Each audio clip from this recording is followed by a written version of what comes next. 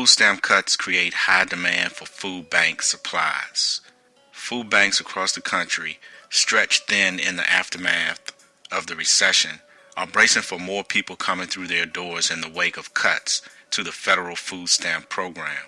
Food stamp benefits of 47 million Americans were cut starting Friday as a temporary boost to the federal program comes to an end without new funding from a deadlocked Congress. Under the program, known formally as the Supplemental Nutrition Assistance Program, or SNAP, a family of four that gets $668 per month in benefit will find that amount cut by $36. It may not sound like a lot, but to a person like me, it is, says Annie Crisp, 30, a single mother of two girls in Lancaster, Ohio. It's not just a number.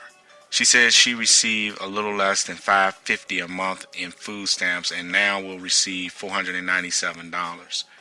Crisp, a babysitter who brings home about $838 a month, says the food stamps help her buy her family fresh fruits, vegetables, and meat.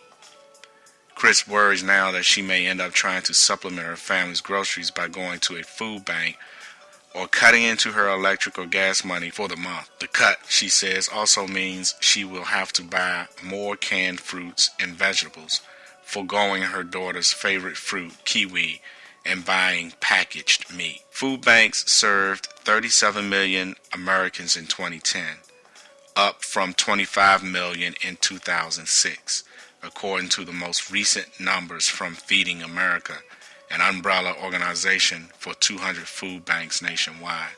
Our network is already overburdened with a tremendous increase in need, says Maura Daly, a Feeding America spokeswoman.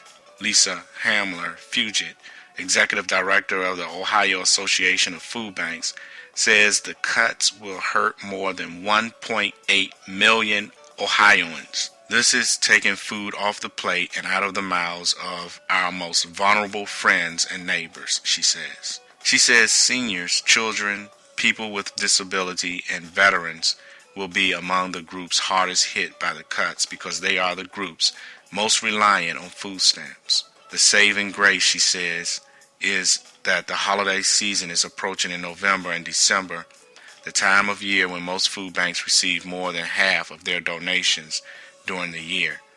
The flip side is that more people turn to food banks for help during that time. Michael Flood, CEO of the Los Angeles Regional Food Bank, says the full impact is still too soon to tell, but he says the cuts are immediate, which means that the 656 agencies that run pantries and soup kitchens in his county may start to see more people in the next few weeks. The problem, he says, is that food banks will not have sufficient food to meet a great demand. He says agencies will do one of two things when their food supply runs low. They will serve a set number of people and cut off the line when they run out of food baskets, or they will put less food in the baskets so they can make more of them. Diana Stanley, CEO of the Lord's Place, which runs job and housing programs for the homeless in West Palm Beach, Florida, says the clients her agency work with do not have any discretionary income. Even the smallest cuts can cause major upheaval in their lives, she says. The food stamps help as our families move into independence, she says. So these cuts are scary for us. She says more than 80% of the 250 people a day the agency works with receive food stamps. SNAP, which benefits 1 in 7 Americans, is administered by the Department of Agriculture and is authorized in a 5-year omnibus farm bill covering all agricultural programs. Congress is currently debating the bill, which has additional cuts to the program totaling up to $40 billion. A cut that size, says advocates such as Hamler, Fugit, and Flood, would be devastating.